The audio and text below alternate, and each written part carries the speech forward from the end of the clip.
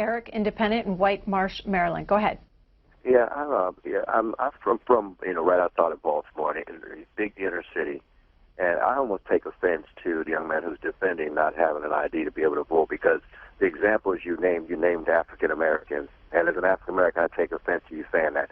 Any young African American that cannot get an ID does not deserve the right to vote. We work too hard in this country to get this right.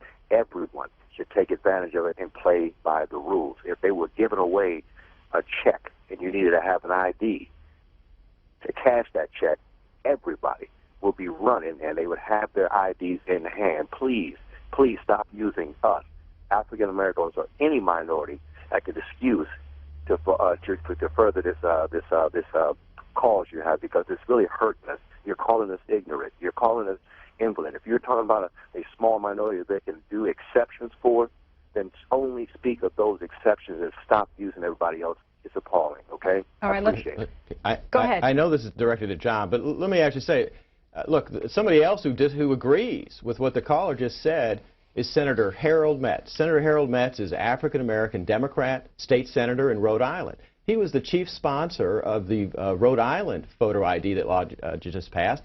And last week he had this great article in a local Rhode Island paper in which he basically said the same thing. He said that he got upset at people making claims that African Americans could not comply with this rule, wouldn't be able to get an ID. And in fact, he sponsored the bill because he said he has seen voter fraud, he believes that voter ID is necessary, and that the African American community can certainly comply with that requirement just like everybody else.